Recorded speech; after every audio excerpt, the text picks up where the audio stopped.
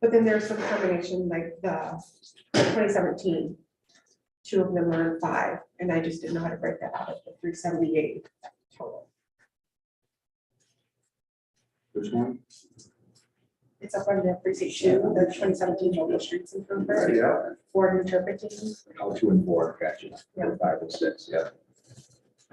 So some of that would go to precinct 5, but Yep.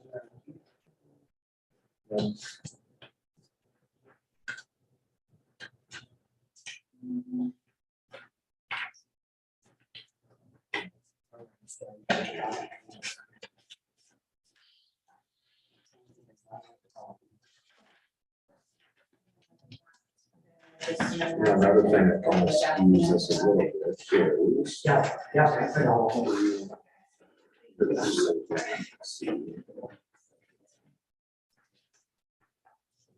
that off with the new map? No, I got the old one. I think it's just.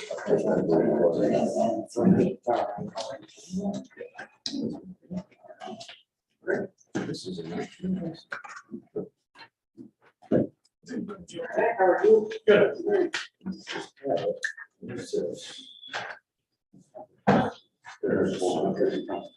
So like, it's pretty weird.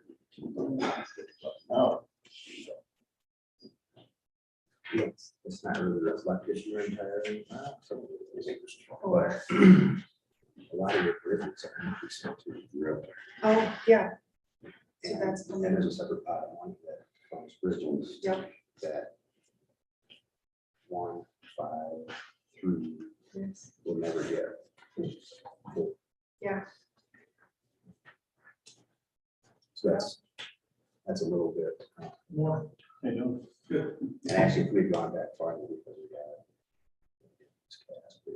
Yeah.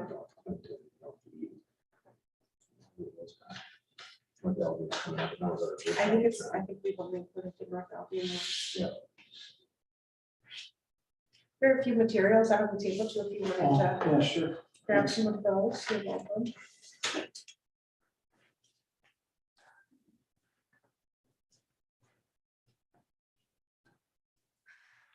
How are you?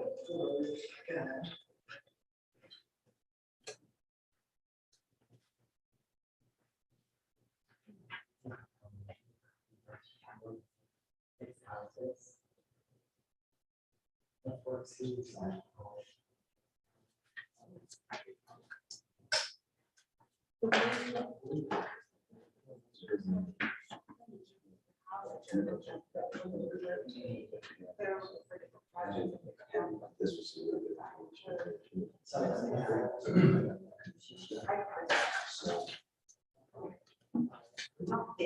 You're welcome.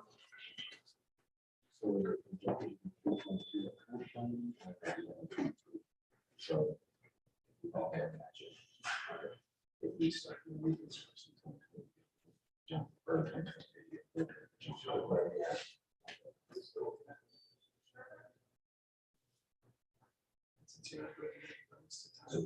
So what time?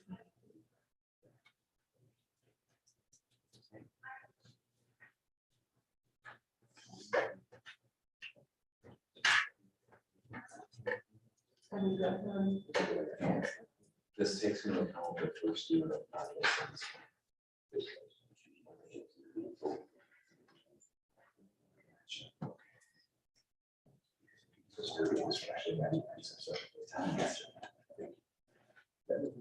All right, are we good to get started? Good morning, everyone. Morning. Thank you for coming out to this town hall to discuss the proposed street millage. My name is Haley Snyder. I'm the city manager here at the city of Albion. I will let the other individuals introduce themselves, and then I will kind of share an overview. We have the engineers who are here with us who are helping assist us identify projects that will support the proposed budget by this additional street millage. So we'll kind of go over that. They are draft plans, so this is not finalized. We're just, again, showing you what the proposed budget would support project-wise. And then we will open it up to any questions, comments, and feedback. So I will go ahead and let you introduce yourselves. Sure, I'm Mickey Bittner. I'm an engineer with Whiteman and Associates. Kevin O'Brien, Public Works Superintendent, City of Albion. And I'm Phil Dorley, another engineer with Whiteman and Associates. Good morning, Lars Tavari with the City of Albion's City Attorney's Office. Yvonne Rich, the Assistant City Manager. So thank you again. Thank you for taking the time out of your day to come out and learn about this important initiative that's happening in our community. This started a while back. I think the condition of our roads, none of us are happy with the current state. I know we receive our DPW department as well as council and just city administration. We receive a lot of complaints just regarding the status of our roads. It's not an issue that we are facing alone. This is an issue that's happening in all communities all across the state. Right now, we do have a current millage in place, which is 3 mills. It was provided outside in just some of the materials. Right now, based off of that millage, we currently capture $266,061. That's really not a lot when you look at the condition of our roads. It does not go very far. So we kind of started having these conversations with council just based off of the comments and the concerns that we were receiving from residents. How do we address the conditions of our street? We presented 3 different options to pursue an additional 3 mills, 6 mills, and 9 mills, just based off of the feedback from council. So we did that. We worked with Whiteman and Associates to kind of develop a project plan on, or identify the budget that would be available based off of these revenues. We took it back to council. The city council ultimately decided for us to pursue 6 mills. So that's what we're doing. At a recent council meeting, they did approve ballot language for the 6 mil additional street millage. Now that the city, we are at the max amount that we can levy in tax dollars. So it does have to, that's why it's required to go before our voters.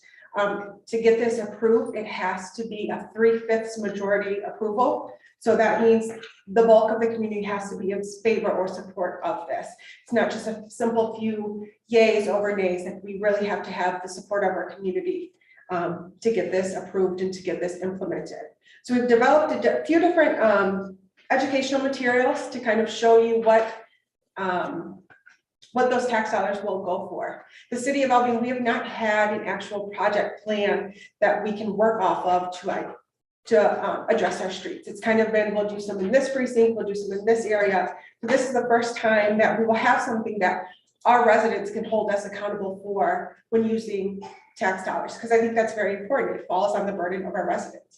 So we want to make sure that we are doing everything that we can to make sure that the tax dollars are going to the proper areas and to do essentially what they're supposed to do. So some of the different handouts that included just the current street millage over the last 4 years kind of shows you what we bring in and what we have available to work with. We also provided a draft tax bill that will show if we have this additional tax road millage, what it will do to your property taxes. So we're looking, if you have a $50,000 home, it looks like an increase of roughly $300 onto your tax bill. That comes down to about $25 per month. So that's there for your information as well. We also have, I think our engineers will get into this a little bit further, but just the different projects that will have been identified or can be utilized from this road millage. We have a full reconstruction, resurface, and preventative maintenance. So they will go into detail on what those projects actually entail, and they'll provide more information on that. Also, there's a breakdown of the different infrastructure projects that we've had from 2011 up to 2023. And we've broken it down by precinct, so you can see over the course of years what different street projects have been implemented or been completed here in our community, and you kind of get a rough estimate of how much funding has been put into each area. So that's there for your information as well. Before I keep going, I will now turn it over to the engineers to kind of discuss how this draft project plan was prepared and the information that's included in there. Want to do that, Phil, or want me to? I think we'll start with the text and then we'll get into the actual. Is one of these handouts out there for everybody? I don't know if it was, might have been black and white, but it shows as larger titles at the top that say Reconstruct, Resurface, and Preventive Maintenance. And these are types of treatments that we do to roads to improve them or to extend their life. So the Reconstruct, these are the projects that typically entail rebuilding the roadway from the bottom up. So we're taking out the pavement, we're taking out the gravel that's often been contaminated with silt over time. And we're starting often with a sand bottom, new gravel, new pavement. Sometimes we're replacing curbs, sometimes the curb's in condition where we can keep that and salvage that, so that's a big cost difference. But that's a Reconstruct, everything from the bottom up, and those take a longer time period to do, to complete construction. Kind of an in-between is Resurface, and that's where they have a machine called a mill, and it comes up and it grinds off usually 1.5 inches, 2 inches, maybe 3 or 4 inches of pavement. Then they come through with the pavers and resurface. It's a fairly quick process. It can be just a couple of weeks, depending on the extent, if it's single course or 2 course. Sometimes we only just do 1.5 inches and resurface, and that extends the life of the pavement structure as a whole. Sometimes we do a 2-course resurface where we're milling 3 to 4 inches, and they come back and the pavers will put 2 courses on. So that would be a little more life extension. The third column here says preventive maintenance. And some examples of this, chip seal. Many of you are probably familiar with this. Often county roads will do this. They put down asphalt emulsion and they put stone on top of it. And so you drive on it, it's louder, it kicks up stones. If you're following someone too close, it's kind of annoying. You don't see that a lot in urban settings, but it can be used. A lot of times they'll do what's called a fog seal, where they put down the emulsion, stone, and then emulsion over the top. And that prevents those stones from flying around right away. So, but that's really good because it helps seal cracks and also protects the surface from UV. Ultraviolet light from the sun breaks down that asphalt binder that's in the pavement structure. Another type of preventive maintenance is fairly common is crack sealing. So what really destroys our pavements in Michigan and our climate is freeze thaw and the moisture. So if we can keep the moisture out of the base of our road, when I say base, I'm talking about gravel and sand below it, primarily the gravel, what's underlying. When moisture gets in there and the temperatures drop, water is the one compound that expands when it freezes. Everything else contracts, but that one expands, and that's what really beats up our pavements. So if we can keep the moisture out, that's a key. Albion has done some of that in the past, but if you look at like MDOT has annual programs, they're crack sealing all the time, because they know that helps prevent that, keep that moisture out and extend the life of the pavement. When we design for a Reconstruct, we are typically looking at a 20-year design life for the pavement structure as a whole. And sometimes that gets interpreted as 20 years without having to touch it. And that's not the case. It's 20 years. It's kind of like I can almost equate it to a car having a 10-year life, a 15-year life. Well, do you have to do nothing to that in 10 or 15 years? No, there's maintenance along the way. So very similar. Usually year 3 to 5, we start getting some, it can be sooner depending on how harsh the winter is, but we start getting some cracks in the pavement, and that can be from thermal activity, heating, thawing and freezing. That's often what causes that. We start getting cracks. We have to do some crack sealing, seal those up. And in that 20-year design life, depending on whether we're local or a major street, if we have a lot of truck traffic, we're probably looking at doing a resurface in 7 to 10 years, maybe 7 to 12-year range, something like that. And that's where we're going to grind off the top and resurface it. And we're trying to achieve that 20-year design life.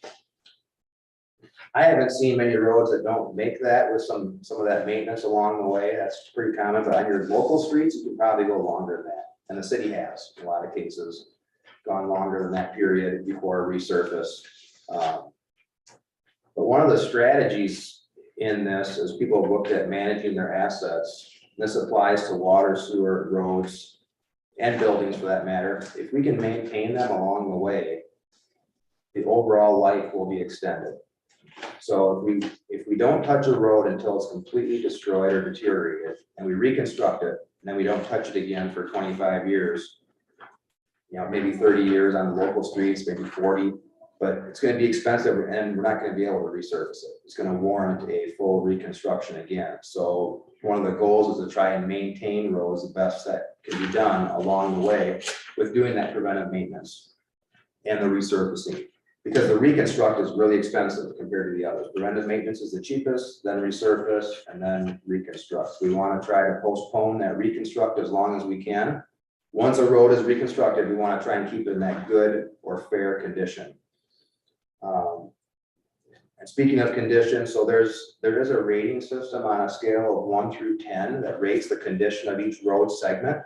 And the city has done that, and I think that map was included. Yes, it's out there. It's out there? Yeah. Okay, so 10 is a brand new road, just recently reconstructed, and 1 is completely failed. And typical rough range, I think 1 to 4 is considered failed, 5 to 7 is fair, and 8 to 10 is good. I'm going off memory. Yes. Is that correct? Okay. Perfect. So a road is a 10 for 1 year only. And that's just one of the rules that was put together in this rating system. The year it's reconstructed, it's a 10. The next year, it's automatically a 9. Now it can stay a 9 for 5, 6, 7, 8 years. There's no limit on that, but they did say a 10 is just the year it's reconstructed. And there's different criteria for how to rate the road. People are trained and go through a class to get trained on that. And when the roads are rated, there's always at least 2 people that are looking at the roads together to agree on a rating. So they go through, rate and it's every segment. So we do like Cass Street. It's not Cass Street gets 1 rating. It's every single block of Cass Street gets its own rating. And we did that throughout the entire city in 2019. Yeah. So MDOT, a lot of counties, a lot of cities are using this to track the life of their pavements and what rate they degrade at. And I think a lot of Michigan is pretty uniform because of the weather that we have. But if a community has predominant clay soils versus sandy soils, that level of deterioration can vary. So it helps track that. As an overall transportation network, the goal is to try and keep roads as highly rated as possible. Right now, the cities are not in outstanding condition. No, our average pacer rating for all of our roads is a 3.05. So that means the majority of our streets are in failing condition. What's the state average? No, okay. I don't. It's a good question. Great question. I don't know the answer to that. You know, That data is really easily accessible, the Transportation Asset Management Council. Well, the TAMC, they have a website with a dashboard on it that has it all broken down by county, city, anyone that does pay ratings. Yep. TAMC. Transportation Asset Management Council.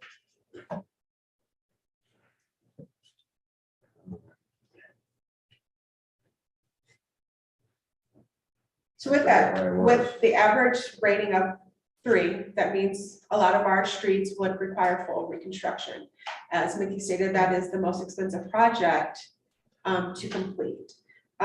Based off, we had the first town hall meeting, we provided the first draft plan, which included a mixture of preventative maintenance as well as some full reconstruction. Based on the comments and feedback that we received at the first meeting, we've come up with an additional plan to solely focus on just full reconstruction projects.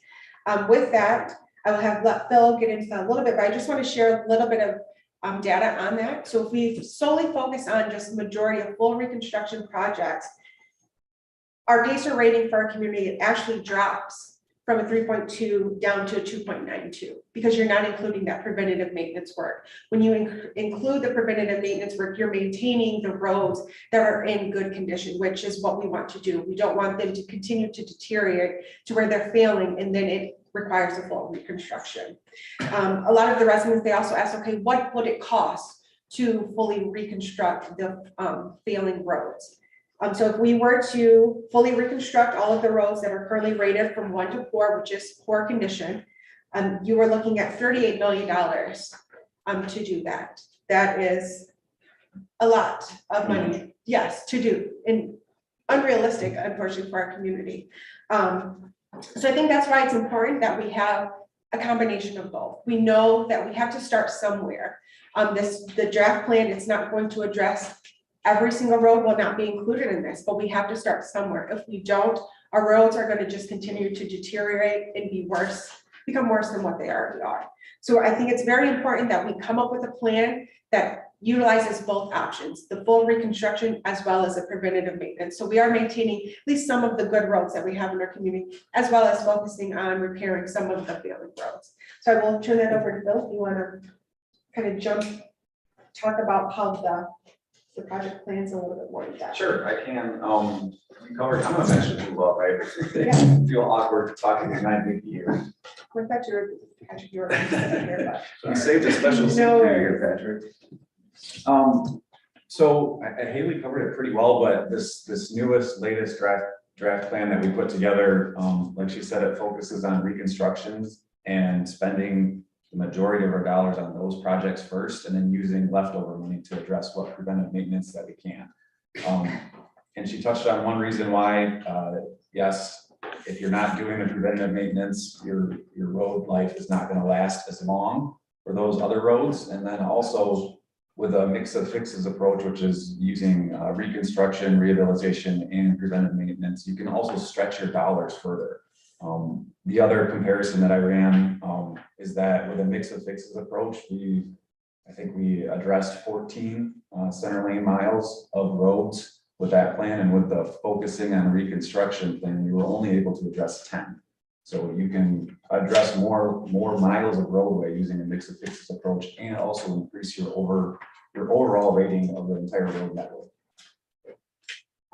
We use the same approach as we did with both plans about trying to spread projects throughout all 6 precincts as well, to make sure that we're taking an equitable approach and trying to address, all precincts of the city in an equitable manner. So based off the budget that would be created from this new proposed millage, we're looking at having an additional $500,000 each year to work with. And still, when you look at the cost of, it's a lot better than what we are currently bringing in. We would still need additional assistance. So by having this street millage, we then will be able to take advantage of different state and federal grant programs that are available for road improvements. Unfortunately, with grants, a lot of grants are specific to certain roads. So unfortunately, you can't use all grants for every single road. They only apply to certain roadways. And a lot of roads, I hate to say it, they're not geared towards the local streets. And those are the roads that we live along. Those are the roads that we travel on most.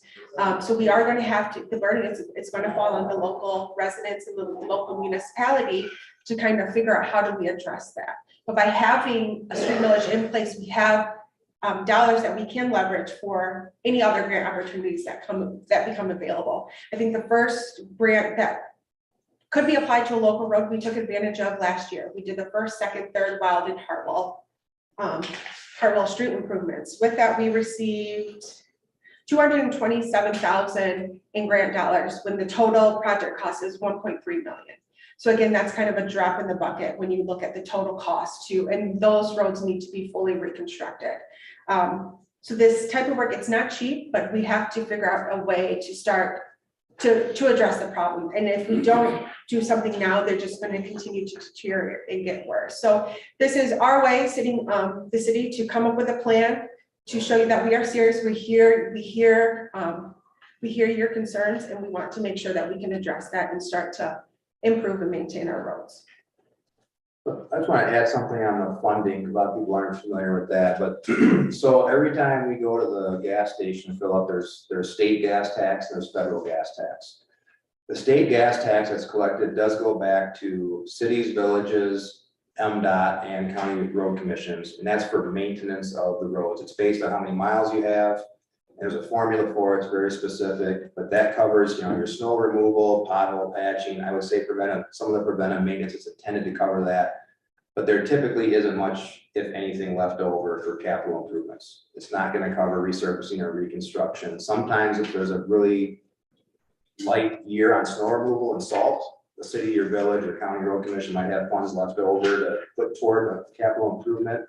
But at the same time, you have a year where there's more than people planned on, more overtime for plowing, more salt use and stuff like that. And then you end up a little bit in a deficit for that year. So the federal taxes that are collected, those do flow back to the states, a portion of them do.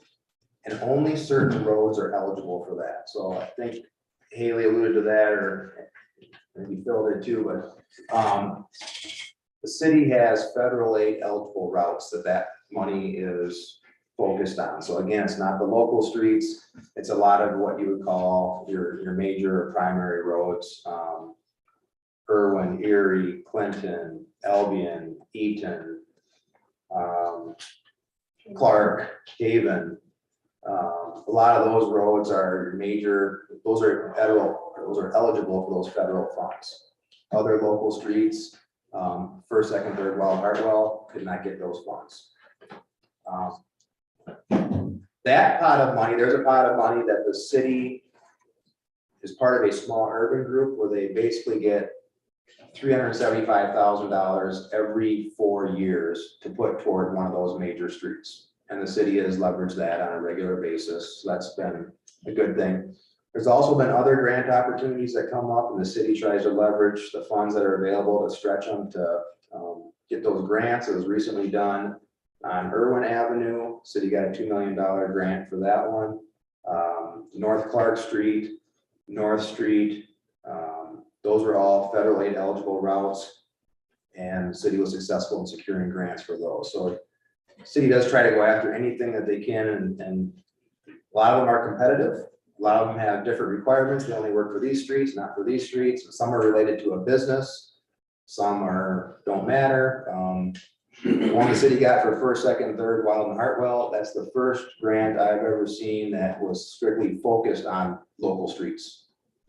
A lot of times they are for major streets related to commercial activity or trucking routes, but that one was specifically targeted for local streets. That was created with a 5-year commitment from our state legislature. And I think this year is the final year of that, or 23, might have been 19 to 23, I think. So this is the final year of application for that one. So that was a unique, but again, it had a max of 250,000 for that, and it's 50-50 match minimum, local match. So that's a little bit on the funding that's out there. So part of this, I think, is planning ahead, and there's having the capital improvements plan, a list of projects to go after, but then also you have to remain somewhat flexible to be opportunistic on opportunities that come up. There's some grant programs that are fairly regular. We kind of know they're going to come up each year or every 4 years, as I mentioned, for one of them. And there's other ones that kind of come out of the blue that we have to kind of see, is there something that fits what our need is? We're not going to make up or create a project just to say we got a grant, but something that's needed where we can use our funds, and for 10, 20, 30, 40 cents on the dollar, we can get a road reconstructed. And a lot of times now what the city's finding is with the infrastructure, what's underground also needs to be addressed. So it's replacing water main, a lot of old water main in the city. Sometimes sanitary sewer, storm sewers, we're often finding when we reconstruct the road, the storm sewers are brittle and they often collapse. We found that in several places. So a lot of old infrastructure that needs to be repaired, restored, replaced. So all those work together and trying to plan for projects, again, trying to be proactive where we can, but then also I think the city being responsive to opportunities that come up on how to leverage the dollars to stretch the dollars as far as possible when options are available. And so the draft plans that we have prepared, and we will continue to tweak these based off the feedback that we receive from residents as we continue to have these town halls, but they're not finalized. Once we know whether or not this millage has been approved, then that gives us an idea of, okay, this is the budget that we have to work with. If it does not, if it's not approved, then we will continue with the millage that we have. We will still come up with a plan utilizing those dollars to see, okay, where can we start? But I think we have to keep in mind that this will be a working document. Just based off of the different grants that become available. Some projects may shift in priority just due to if they're eligible for those grant dollars. So you may see some that are planned for 2 years out that may get expedited the following year based on a grant opportunity that we see is available. So we just have to keep in mind that it's not set in stone, that it is a working document. So it will be constantly changing as different opportunities become available. I think what's really important to, as many grant dollars are out there, a lot of them require a local match. So we have to have something, revenues available at the city to take advantage of those grant opportunities. I wish that they did not have that match requirement, but that's not the case for a lot of grant opportunities out there. So as long as we continue to have something in place so that we do have revenues available to take advantage, I think that helps us tackle some of these projects. I think one other thing I wanted to add, I forgot about this just recently, but you mentioned earlier that not every street is in the plan, and I think that's accurate. It just can't be for the first 6 years, but if the city does pursue some sort of master plan and has a funding mechanism, eventually every street would be improved in that plan. But because the $38 million, that's not gonna happen overnight, so it's strategically trying to put together a list of projects to go through and maintain what's there, and then keep chipping away at the reconstructs as the funds are available, either from local millage or from grants that come up for the city. So Just to bring some more context to that too, the city has approximately 47 centerline miles of road. And so if you do the math on that, if we're putting together project plans that are somewhere between 10 and 15 miles each plan for a 6-year plan, this is a 20+ year project to make significant progress on the city streets. So it's a big bite to take, and it's gonna take some time to do it. And that's with this proposed additional 6 mils of funding. If we do go and keep with the existing funding, that plan gets extended even further. as Haley mentioned, this being a fluid plan, what a lot of communities have found, so this current draft plan is a 6-year plan for funding. And a lot of communities do 5, 6 to 10-year capital improvements plan, but most have found that after 3 years, it warrants a full update. It's really easy to plan what you're gonna do this year and probably next year, but things happen that we don't know what we don't know. And things happen and we readjust priorities. What we plan for year 4 right now might become year 4 3 years from now, where it's now year 7 or 8, or it could get accelerated if there's a grant opportunity that specifically applies to that type of road. That's on our list and that gets shifted up. So, but in general, communities have found 3 years is probably what's most accurate, the first 3 years of roads. And then, or for capital improvements, whether it's water, sewer, roads, whatever. And after that, it's update and reshuffle to make it current. And so with that, so we have the draft plan, it will be for 6 years, but since we are at the max amount that we can levy in tax, tax levies, this will only be, the 6 mils will only be for the next 3 years. So we're looking at 2023, 24, and 25.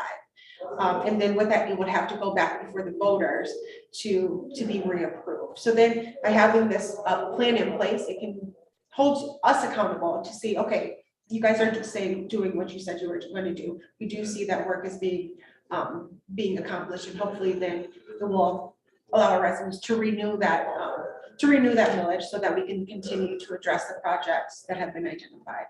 And then as we continue to move, more streets will be included or in the plan. So it will be, like I said, it's going to be an ongoing working document. And I think Mickey touched on this a lot. We have aging infrastructure all over, from our roads to our water to our sewer. We just had a water main break this morning. So with that, we want to make sure we are coordinating those projects so that we're not coming through repairing a road and then a few years down, we have to redig that road up to get underneath and repair the water or sewer main. So we want to make sure that we coordinate those projects, because then we can take advantage of some grant opportunities that apply to the infrastructure, but then we can tie in a road improvement as well. So we are being very mindful. We are watching out for any and all available programs as they become available so that we can kind of coordinate all of those projects. With that, before we open it up, does anyone else have anything that you'd like to share? Then we can turn it over to everyone who's. Yeah, I would just like to say, we drive on these roads probably more than anyone in the city. And we're doing everything we can to make those better. And we firmly believe this is the best route for our roads. Hot patching doesn't do it. That just puts a Band-Aid on this big issue. The way we do it's even worse. So with that, I think we'll turn it over to open it up to any comments, questions. All right, I got a question.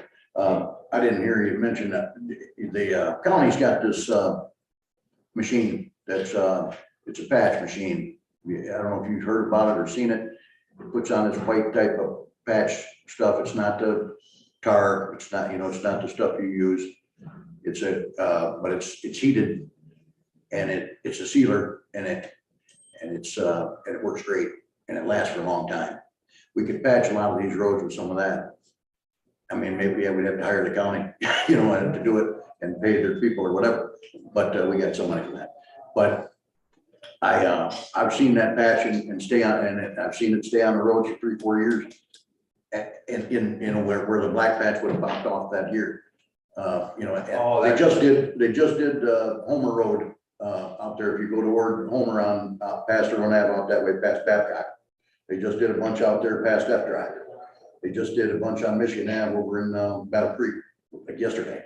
And they just did Duck Lake Road, part of Duck Lake Road coming out of town, 28 mile road going out north of town with that stuff there. And it's, I'm saying I'd be willing to spend some of our money on that, which would maintain it, which would keep these roads, sure, they're crap, but it make them last a little longer. And give us a little better idea of what the future's gonna bring with this, with the inflation and with everything getting out of control with my money, you know what I mean? Do you know, is that pothole patching or is that surfacing over the whole thing? It's not, they're not surfacing everything. It's a sealer, patch. No, it's a Dirt patch. A dirt patch, is that? Yes. Okay, Okay, that is good stuff. It's got that's good stuff. liquid asphalt, it's got stone, and it's got cement in it as Yeah. well. So it is a more durable It holds patching up. material. Yep. I mean, it holds up a lot better than, we could even, I don't know how thick that stuff could be, you know what I mean? As far as, could we go over some of the, patch the main holes patch the big hole, deep holes with the tar, and then could they, surface over that or whatever? I don't know how it works. But I'm saying I've seen them using it and it works great. From what I've seen, it lasts a long time. Yep. And I think that'd be worth throwing a little money at. Yeah, that'd be some of the preventive maintenance that could Yeah. be used. Yep. Good point. I have a question. Is there a reason why we don't do the curves, like a full curve replacement when we're doing streets? Yeah, so it's largely dollars. It's really expensive to replace that. If the curb's in good condition, and when I say good condition, I'm talking, is it draining properly? Is it structurally sound? And is it draining? Whenever we have sections where there's roots that have upheaved curb, we've reconstructed or resurfaced the road, we always repair those. We recently did, so Irwin Avenue a couple years ago, the western half of that, the curb was garbage. It was crumbling, it was falling apart, and so we removed all of that. The eastern half, most of the curb was in good shape, and so there was no need to replace that. So we took the pavement structure down to the sand, put new sand in, new gravel, new pavement. The only exception being the ADA ramps. Those have to be compliant with federal requirements, so those always get done. We often see those, but the rest of the curb, if it's in good condition, and we aren't changing the width of the road at all, if we're changing the width, then we have to take that out. If we're narrowing or widening, we have to, but otherwise, if we're maintaining the width, which a lot of the city roads have done that, then it's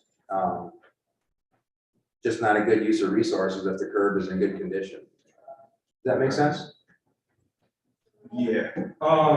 Now, to that point, though, I've seen where on Wild Street, the curb is cracked, and I would imagine it was cracked before the road was done, because it doesn't look like it just took place.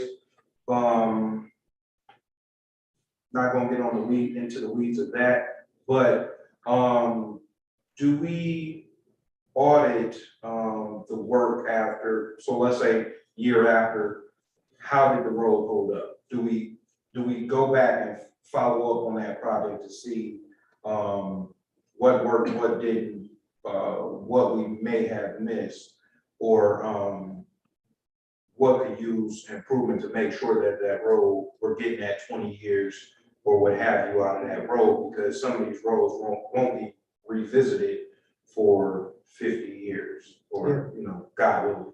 Yeah.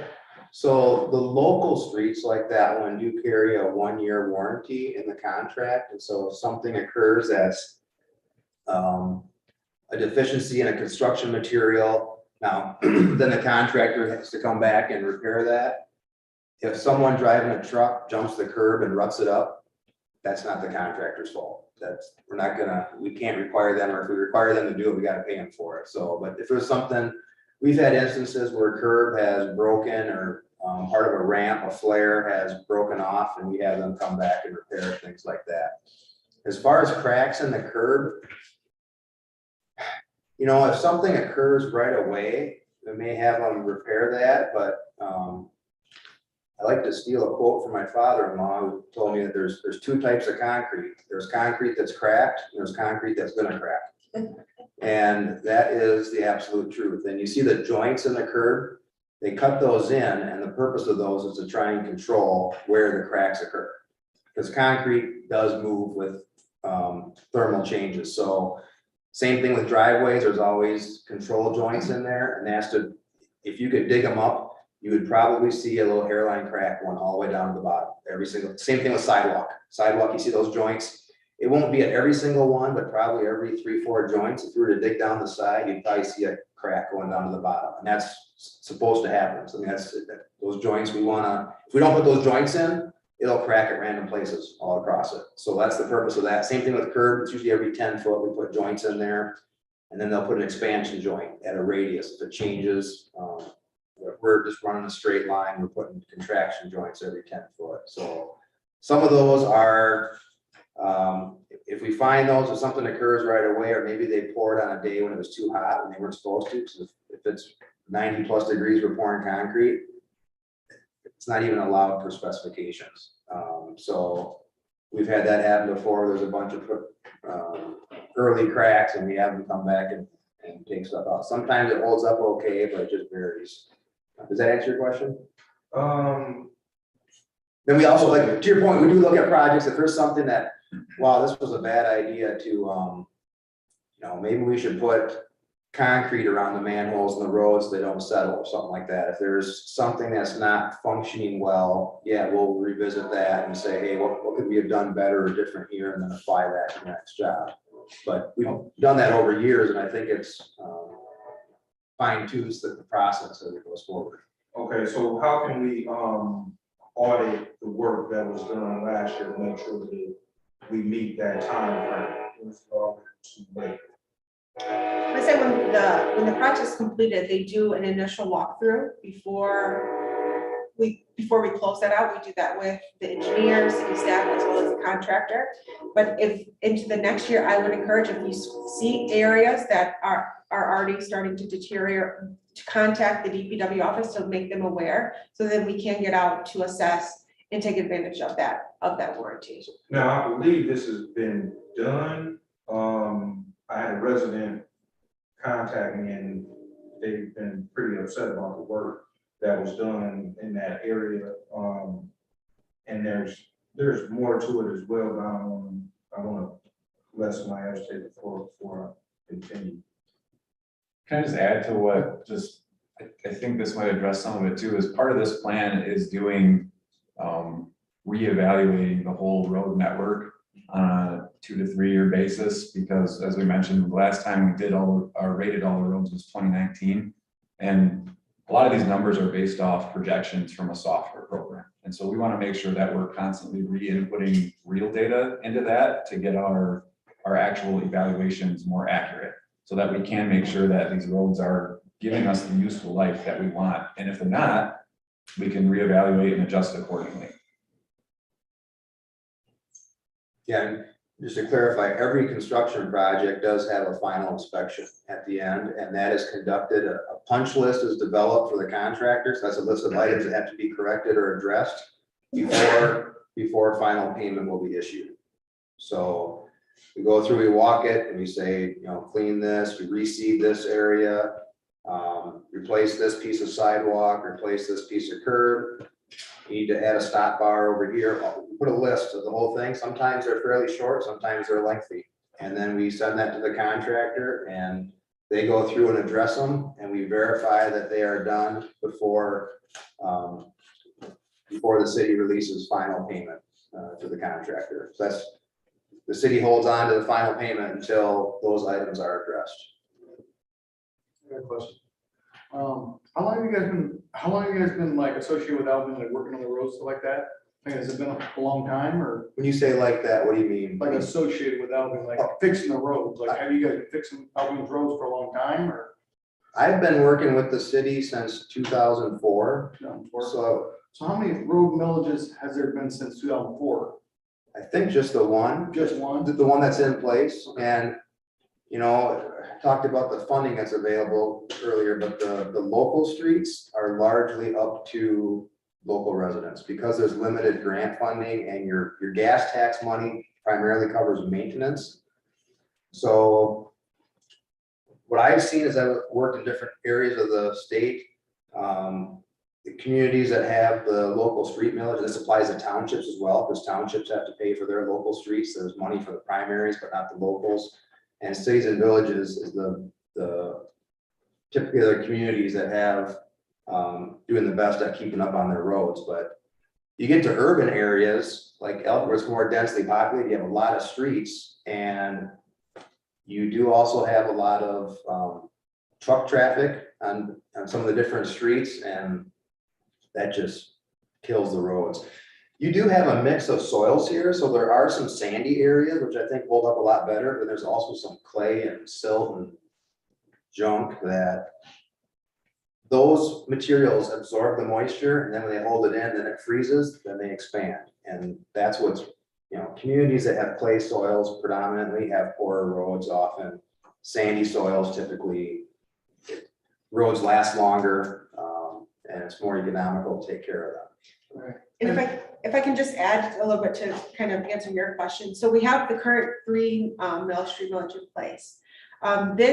Those dollars solely go into our street maintenance fund, which is separate from our general fund. They're assessed on your property taxes. How our revenues, what the city bring in there, we receive 3 sources of revenues: our income taxes, our property taxes, and our state revenue sharing.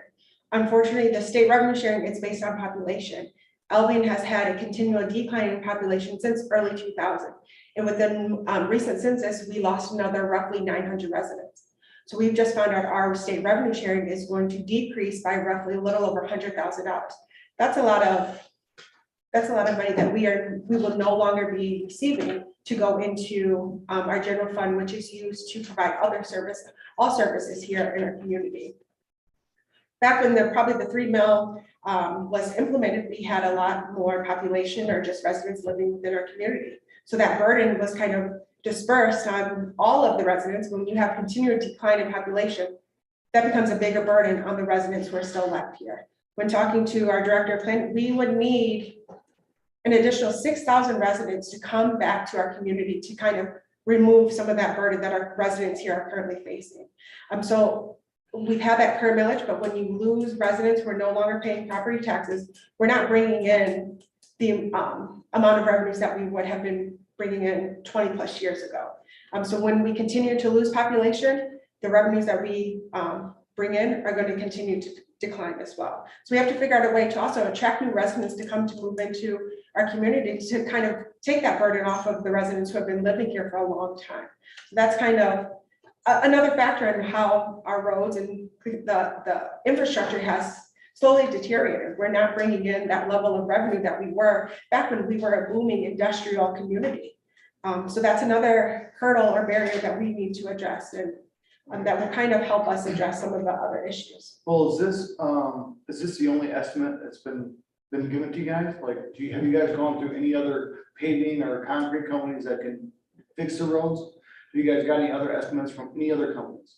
Well, we wouldn't get the estimates until the projects have been designed and put out there. So right now, But we're just, what you just gave us was an estimate of $28 million through their company to redo the roads. So have you got any other companies just like them to give you estimates for a cheaper price? we don't. We have we have a service agreement in place with Redmond and for us to do that, we would So you have to couldn't have. break agreement. You couldn't break agreement if you found. These guys got a contract. But if you found a better deal, if you found a better deal for somebody to do the roads better and cheaper, could you take that road? But they're not the company who's doing. We don't do repairs. construction. No. These guys are No, engineers. we're engineers, so the software that we use for this is software that people use statewide to rate roads. And they update the estimated prices per mile for reconstruction, for resurface, for chip sealing. All of those are updated, and that software kicks out the estimated price for different road segments. And so probably anybody that uses that software would get the same estimate. So these are not like firm bids or anything like that. These are- Gotcha. So these are estimates. That's what I was trying to Yeah, figure out. yeah, I don't know if it was just a firm bit No. stuff to you guys. So we don't do construction, we Okay. provide engineering services. I got you. We've helped the city apply for a lot of the grants, then do the design and help bid out the construction work on that, so. So once a project's designed, yes, we release it for bid, and then that's open up to the construction Okay. companies to put in, So it could go less than 28 million. yes. Okay. That's just like a high number. It's an estimated cost. It's an estimated cost of what it could be. Yes. Gotcha. Councilmember Reed? I had, are these the streets now that are going to be done that are on here? Again, this is just to show you different projects that have been identified based off of the budget. So this is not a finalized plan. We're just kind of showing you different projects that could be completed based on the additional revenues that will be brought in. So that won't happen until we know what type of level of funding we're going to be working with. Okay, because I had seen Chestnut on one for 24, but now I don't see it on here. I was just wondering, had it been taken off before it happened? So this is just a new plan that was developed based off of the feedback that we received from the first town hall. A lot of residents wanted to see us focus solely on full reconstruction. So that's what we came up with, another plan just to show what those projects or level of funding would be achieved. So this is not finalized. I think once we have an idea of what the level of funding we'll be working with, we'll work with our engineers, city administration and city council to kind of finalize the project plan that we will start working towards. So Also with what Donovan was saying, I understand what you say, but maybe you should check that because there are a couple of residents up here who has had complaints about how that's done. I went and looked and there is grass, you know how along the curb, you've got splits, the wood comes together and another piece. There's actual grass growing out through there, and they're saying pretty soon it's going to go out to the street, right up the street, and the whole bit. But there is concern up there, so that you don't have people coming, you know, saying it's really a mess. Could you just check that out? yeah, I can do it. Yeah, I mean, I would encourage them all to call City Hall, and so it's documented, and then we can go look at it. I think that's the best way to get it in, is have it firsthand and what the issue is, and then we can either get the contractor out there if it's within the right time frame. If it's beyond that, then it's beyond the warranty period, then that's not covered. I didn't fully understand. So you're saying grass is growing in the, Where the sidewalk comes together, the street comes up to here, and then not the sidewalk, the street comes to here, and then the curb goes up there. yeah, Where the sections of curb is set together, there's grass growing in between those sections, and you know, well, you know what I'm talking about. Has complained about that area anyway, and the grass is, and I was looking at how some of the street fits up to the curb, but there is grass that's going through that. If it continues to go out, will that go out and break the street? I wouldn't think, so you're saying it's growing in between the curb joints? Yeah, the curb. Okay, so that is sometimes when people mow, either get, what's happening there is there's some silt that's gotten into the joint. And then there's probably weeds that have taken off from that. So that either requires just some weed killer or maybe, you know, the root problem of that is the silt that's gotten in there. So, because grass won't grow on just concrete. So either like a, you know, air compressor or weed killer would do it for a season or maybe part of a season, but there's some organic material in there that's allowing the weed to grow. And so that's the root of the problem in that case.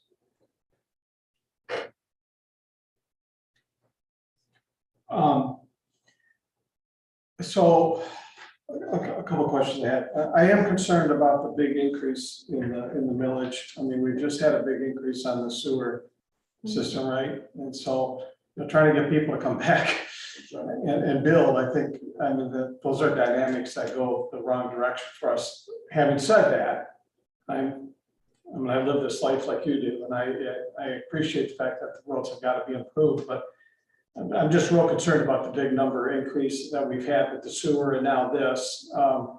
When I have a car wash and people go crazy when they lose a quarter.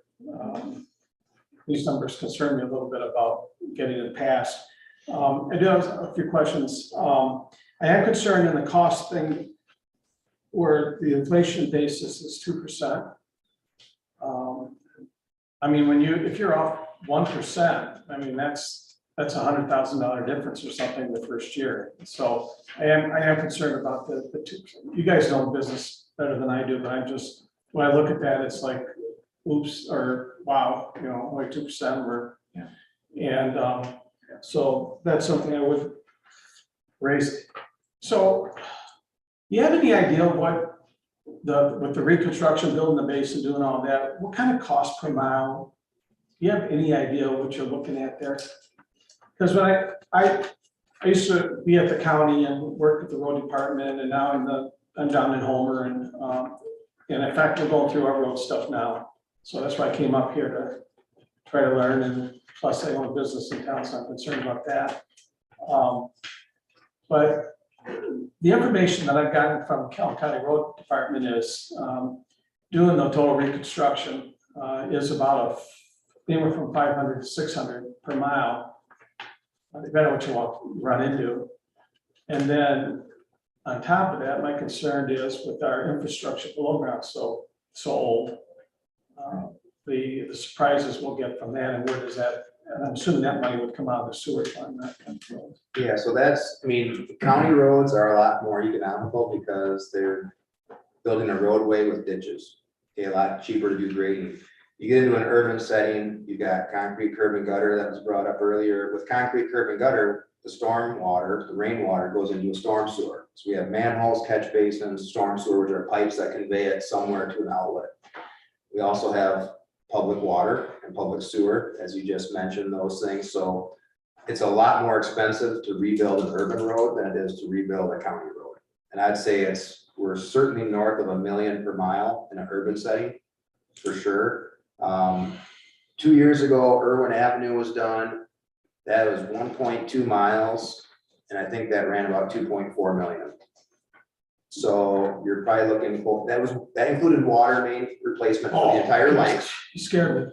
No, that was water main for the entire length, and that was probably 800,000 or 900,000 of it, something like that. And then some storm sewer, as I mentioned earlier, half of the road got new curb and gutter, so it was just shot. The other half was in good condition, so we salvaged that, kept it, and just rebuilt the road bed within the. But if you weren't doing the underneath stuff, what would you use per mile? Just someone were to say, how much is it gonna cost per mile? Probably 1.2 to 1.5, it depends on the width of the road. I mean, if you're doing curb and gutter and storm sewer, if you're not doing those things, I mean, you might be down to, you might be probably under $1 million, I would guess. Okay. If you could keep the curb and the storm sewer is fine, the water and the sewer is all fine. You'd probably be a little bit less than that, but that was a pretty good example. At Irwin, we had to replace probably, I'd say 1/8 to 1/4 of the storm sewer, something like that. We didn't do a ton. A lot of it was in really good condition, but some of it did have to get replaced. Okay, two more comments and I'll get off. I'm working for us down in Homer on that grant program you were talking about. It was the 4-year, it's the $250,000 match, right? Yeah. And I'm working on it now, and it's got a June 15 due date. Okay.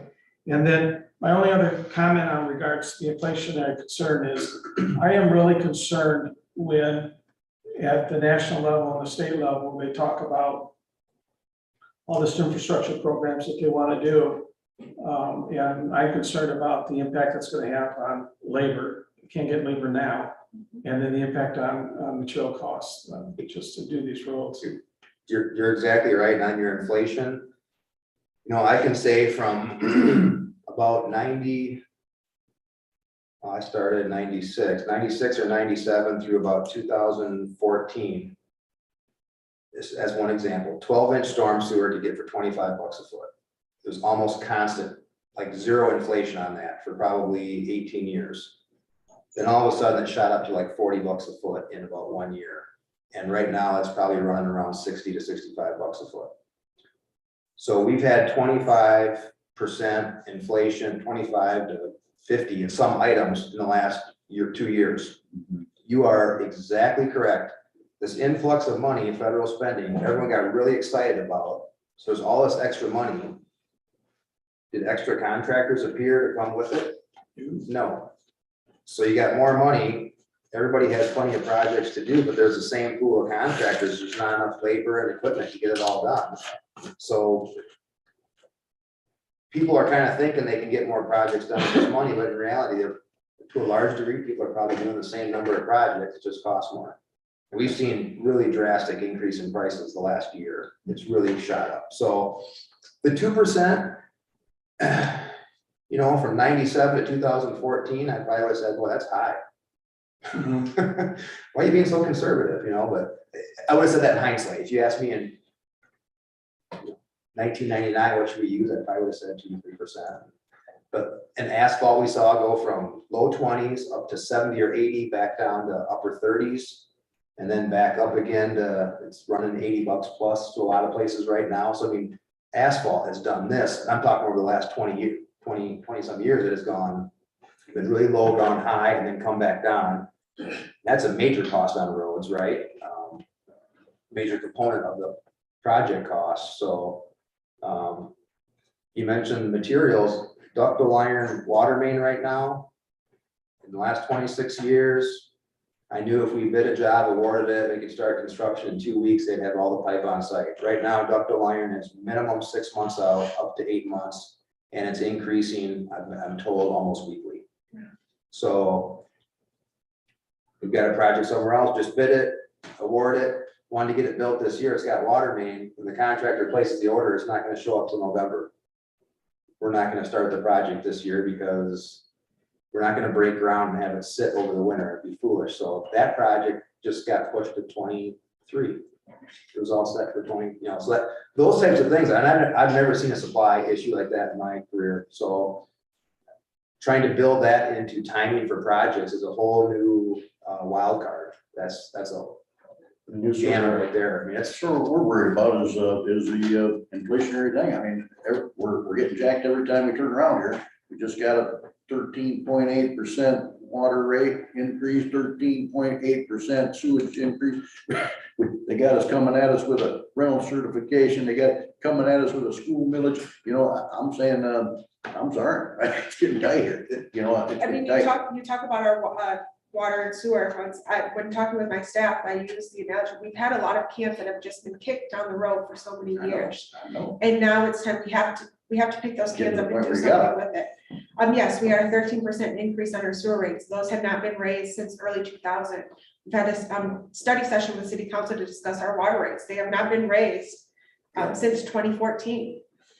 With that, water and sewer, they are enterprise funds, meaning the fees that we charge for those services should generate enough to cover the maintenance and operations of that. When you're not increasing those fees on a regular basis, and I'm not talking drastic increases, it's small, 1 to 2% each year, you run into some issues. With our current water funds right now, our revenues, our expenses are exceeding our revenues each year, a little over $200,000 each year. That becomes a serious issue when we have such an old infrastructure. We could have one main break or something serious happen that could completely wipe out that fund balance within those. We all want safe and clean water.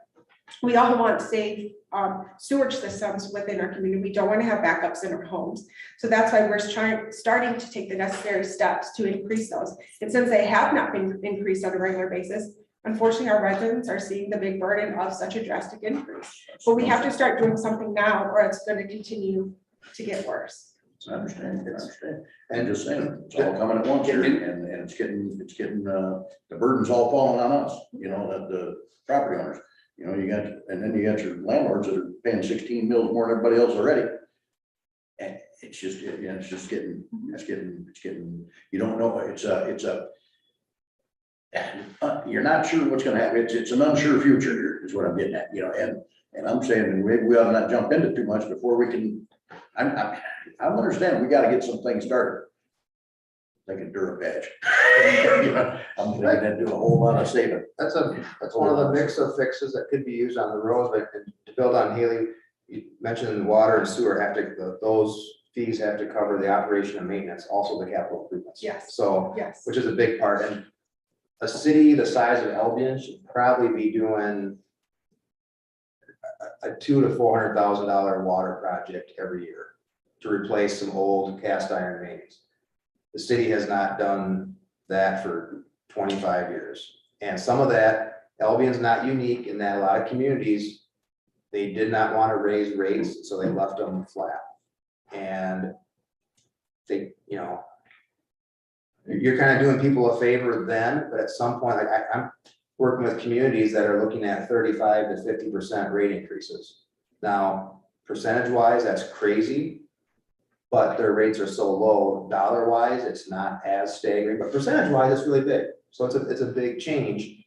And that's because they didn't touch rates for a decade or 8 to 10 years. And at some point that catches up with you. None of us, our electric bill doesn't stay stagnant, our gas bill, I mean, they do adjustments every single year, and water and sewer are very similar in that. And the costs don't go down, pipe materials and labor, none of those costs are going down for maintaining those things. And so it puts a lot of communities in a tough spot, and I can tell you that Albion's not unique in that regard.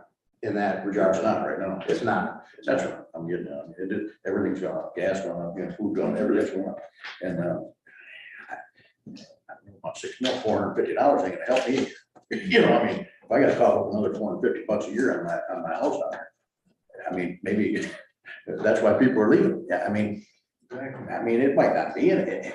Maybe people are leaving because there's nothing here. Maybe because there's no jobs here, and they had to go somewhere else. But we aren't bringing them back, and they aren't coming back anywhere near as fast as what they're leaving. And the burden just gets on the fewer and the fewer that are here. And we gotta figure out some other ways to get these funds, tap into Albion College, get up off their, tell them to get up off some of that money they got, because they ain't paying any taxes. This property tax increases aren't hurting them any, they don't pay anything. So they don't have to town. It's time they can start coughing it out. They gotta get some money somewhere else. Councilmember Williams. All right, back to the project that we did last year in the city. Got two questions. There was a driveway or two that were removed when they put curbs in, where initially they had driveways at properties, like just vacant properties, like without a home on it. Do you guys know how that happens? And then secondly, do you know how they choose which driveways to redo, like that front end, the easement from the city to the sidewalk? Some of them were done and then some of them weren't. So if you go down Hartwell, I think all of them on Hartwell were done, but you go down first, second, and third, and wow, I don't think any of them were done. Well, here and there, like one of them was done at a house that is vacant and will probably be torn down in the next 3 years. But the homes where people live at weren't necessarily done. Again, this is coming from residents, and I'm here to represent them, so I have to ask. Yeah, so typically, if we replace the curb, then we're gonna replace the driveway approach. So the section between the sidewalk and the curb is called the approach. So if we leave the curb in place, then we typically don't get into the approach. So in sections where the curb stayed, the driveway would often remain. If we take the curb out because we're changing grade or because it's in poor condition, for whatever reason, if we take the curb out next to a driveway, we usually end up losing some of the driveway just by taking the curb out. So then the rest of the approach comes out and it gets replaced. As far as your question about vacant parcels, so at some point there may have been a house there, who knows, it was knocked down. what we found is if you have a curb cut for a vacant parcel, if anyone ever builds there, there's about a 98% chance that that curb cut's gonna be in the wrong spot. And so typically, you know, we coordinate that with, the city and that's just how it works out. So we usually pour the curb right through there. When somebody comes in to build, wherever they want their driveway, they cut the curb head off.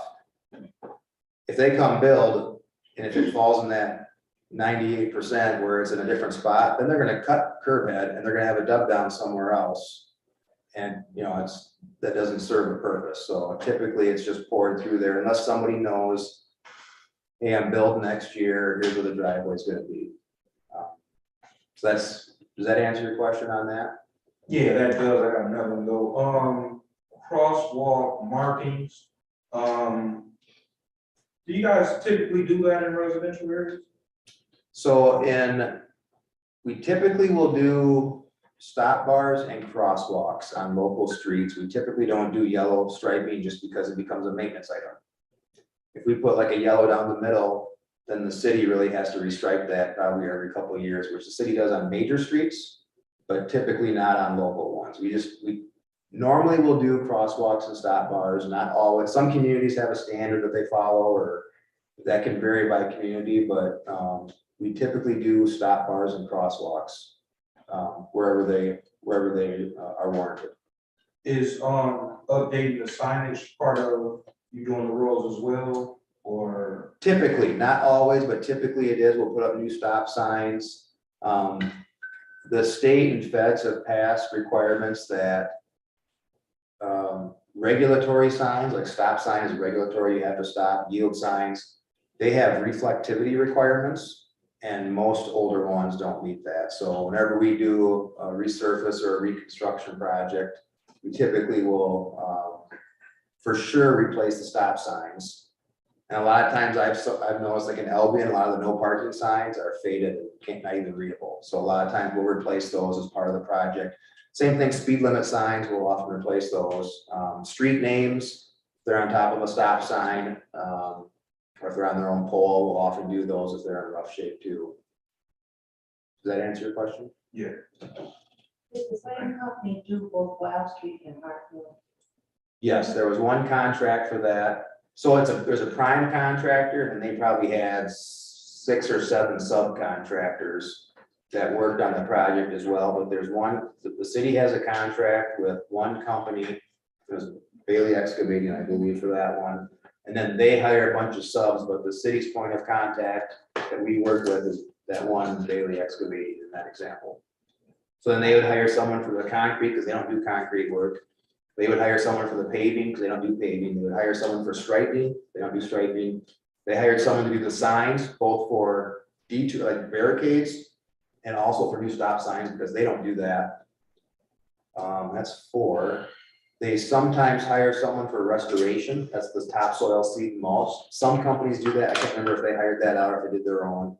But that's another possibility. They probably hire someone for the curves as well. Yeah, so concrete work, so curbs and driveways, sidewalks, all of that is typically, that was a subcontractor, so that's at least 5. It seems like there might be a couple other ones too, but. I was just asking because Hartfield was fantastic. There's some problems, that's it. So again, Yeah, so Hartwell, we ended up replacing all of the curb on that because the only place the water main could go was underneath one of the curbs. And so I think we had to lose all of the curb and driveways on one side. And I think the other side had enough rough areas that we just ended up picking it all out that's why that would look different, because Hartwell was full new curb, everything. gotcha. Again, I'm not clear on the answer for the audit of the work. I know there's closeout at the end, but revisiting it before the end of that time frame, is there an opportunity to do that, or? There is, I mean, so with that, so we always have a final inspection like we mentioned. And then typically up until that next year, I mean, once it's accepted, so the city's there, we're there, the contractor's there, we all walk through it, make the list, contractors, once they've addressed it, we all agree on that, the final payment's issued. If there's an issue, I guess that needs to be brought to the city, and the city can notify us, if it's within that year time frame, we can look at it and say, yes, contractor, you're obligated to repair this, or this is because Joe drove his truck on the lawn and we can't ask them to come fix a deep rut because they didn't do that, or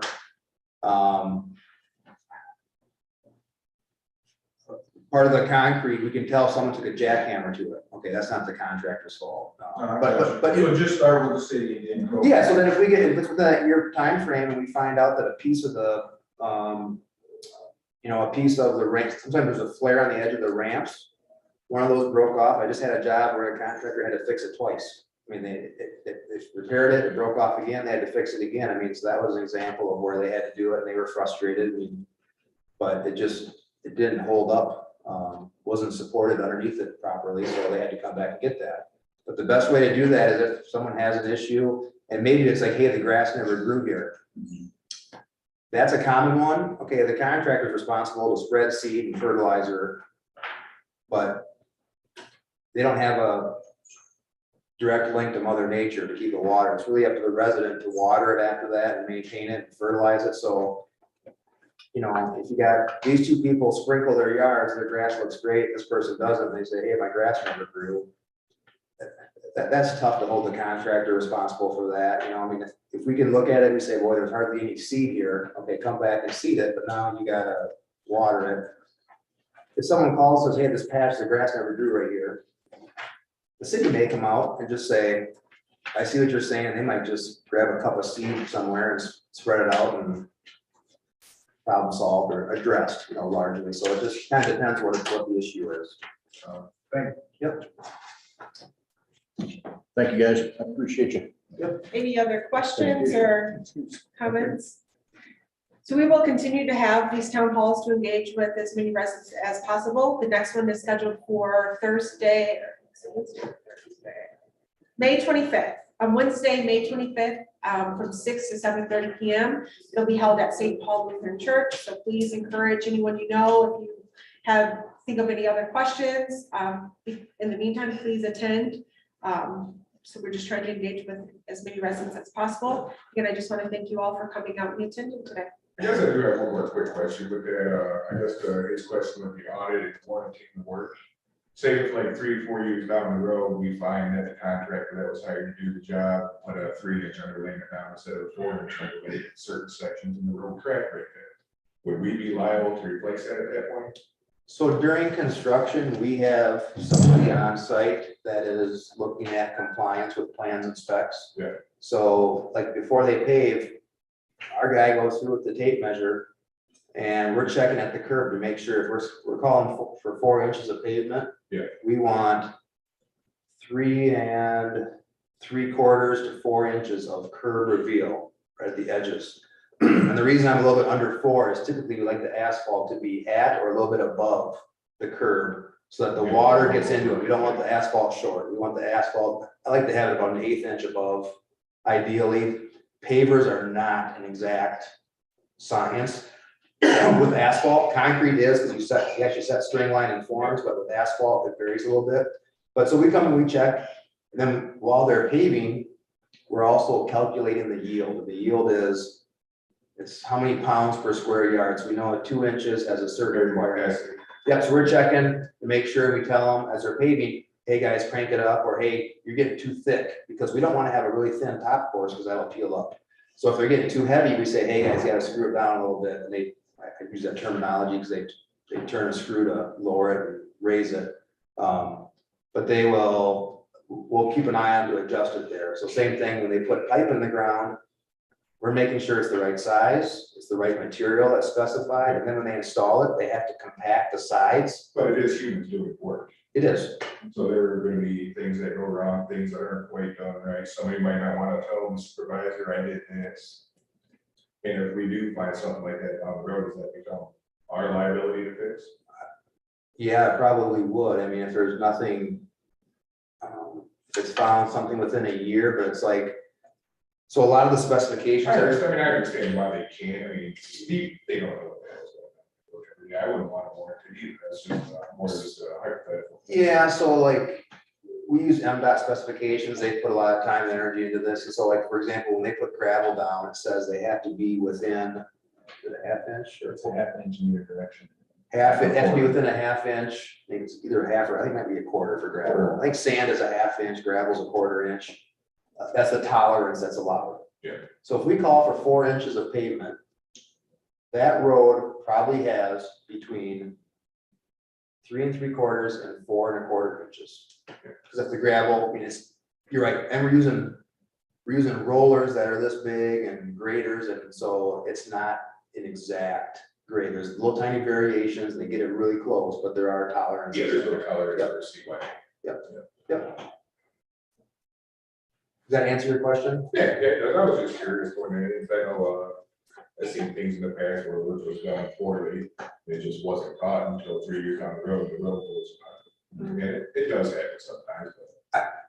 I would say there's a better chance of those things happening if you hire someone to do something and you stay away from that location the whole time they're working on it Yeah. until it's done. Especially when it's underground, that's why it's critical. We always have somebody there documenting when they're doing underground work, because once it's buried, nobody knows. Yeah.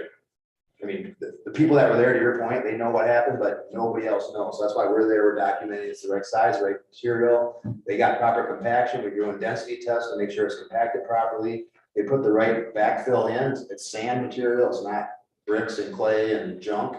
They put the right stuff back in, and that's all documented as they build it.